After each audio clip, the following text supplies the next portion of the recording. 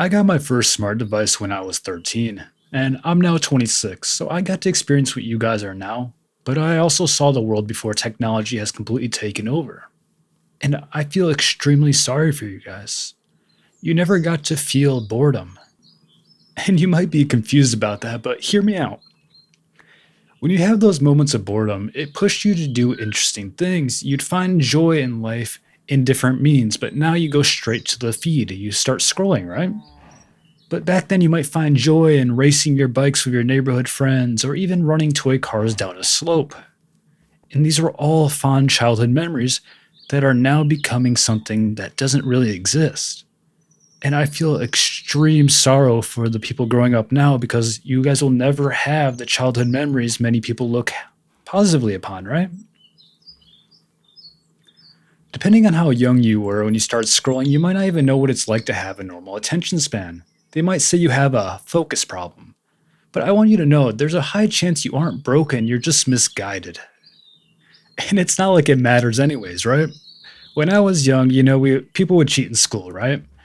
But now it's almost the proper way to go about it because let's be honest, schools are so outdated.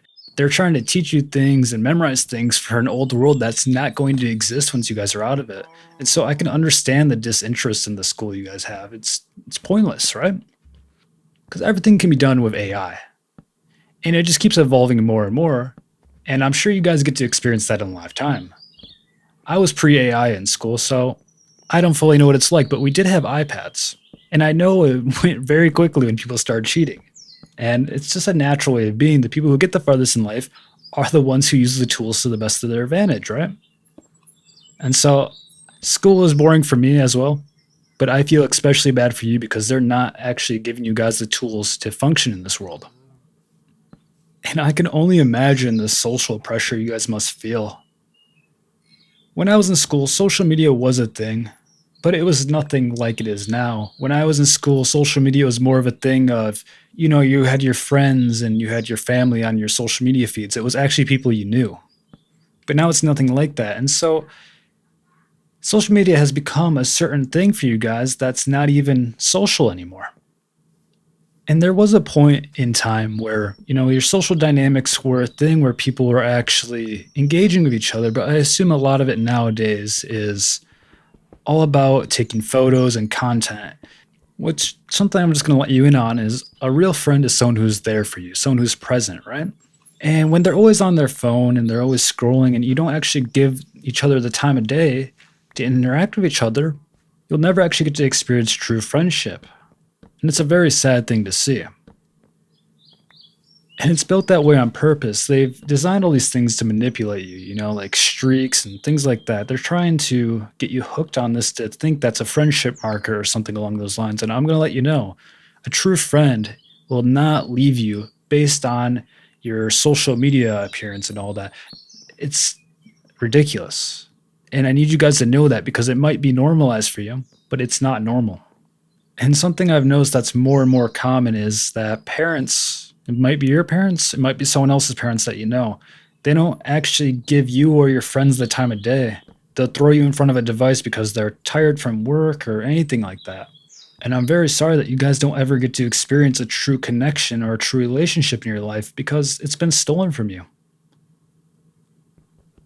The biggest thing in life is the quality of your relationships, right? Could be with your parents, could be with your friends, could be with a partner, right? But when technology came in between that and became more important than the partner, it destroyed a lot of the happiness for people in this world. And I want you guys to know it might seem hopeless. It might seem like everyone's stuck into their device, everyone's fully embraced into their technology. But it doesn't have to be that way. It's going to be harder for you guys to actually find people who are willing to go against that lifestyle. But those are the people who you want in your life. Because when someone's prioritizing their phone over you, they're not actually your friend. You got to look at it this way, right? People put their attention on what they value. And if they're putting their attention on their phone instead of you, they value their phone over you. And I mean, what's on their phone? Some like weird swiping game, like, oh, pop the balloon to figure out if you want to date this person. Click the button. It's you probably know what I'm talking about. It's comedic. It's goofy, right? And they might not consciously realize that's what they're doing, But that is actually the reality of the situation. So I want you guys to realize that if you're doing that, people are not going to feel appreciated in your presence. And that's not what you want. And you got to be very, very careful with these parasocial relationships. You might know your content creators very well. You might think you know them well, but you actually don't know them. I'm a content creator myself. I have another channel that I do full time. And I'll let you guys know you don't know them as well as you think you do. You might see their content, you might think you have an idea of who they are, but you don't actually fully know their character. And they definitely don't know about you and they don't care about you. Someone who doesn't know you and doesn't care about you is not someone you want to be forming a relationship with. It's just not right. And with all this media and content and online stuff is they've completely took your insecurities and they've made it like a corporation. They've made as much money as they could off of it. They do things like looks maxing and, makeup and all this stuff. They're trying to make you feel insecure. And you have no reason to. You see all these things online of hyper glorification of people looking better than they are, people use filters, people do all these things. And I want you to know the way you are right now is fine. You just got to keep improving yourself. Because something you'll come to realize is that these people online aren't real.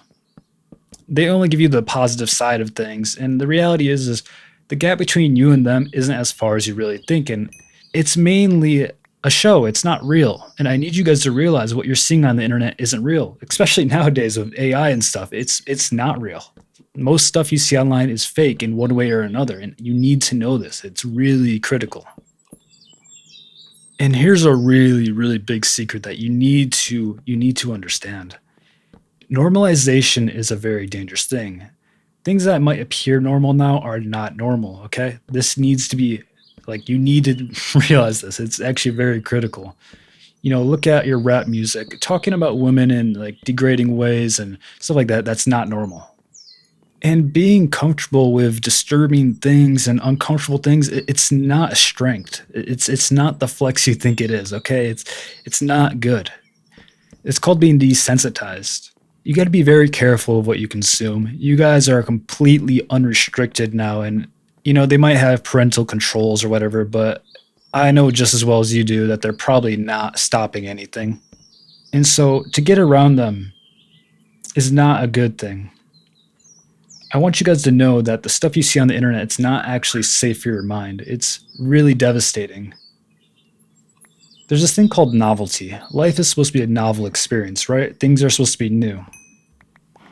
But when you see everything on the internet, there comes a point where you lose a lot of novelty. And this is coming from a person who's been exposed to technology for a long time, well over a decade.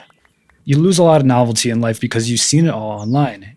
And so when you actually experience these things in person, you see them in real life, it's not the same, and you've already lost the experience.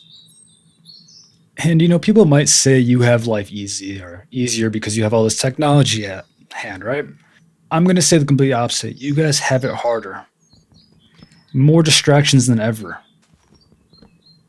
Less connection than ever. The people around you are just as addicted as you probably are. I'm addicted to technology, and I'm old enough to not be growing up with it. And when you grow up with it, your brain develops around it, and that's a very scary thing. And so if you're still young, I would really, really take my word on this and try separating yourself from your technology as much as you can. If you're not even young, I would do the same, honestly. I try to do the same. Because your enjoyment in life goes down a lot. I'd put it in, medical terms. This technology fires off your dopamine, right? It's the feel-good chemical. And when you have that firing off all the time, normal things do not make you feel as good as the technology does. And so life becomes depressing, and you might not feel very happy with life. And that's obviously no good, right?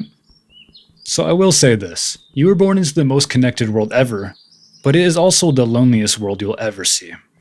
And we are most definitely not preparing you for it. The parents, your friends, the school, no one's preparing you for what's to come. And I'm sorry that we failed you.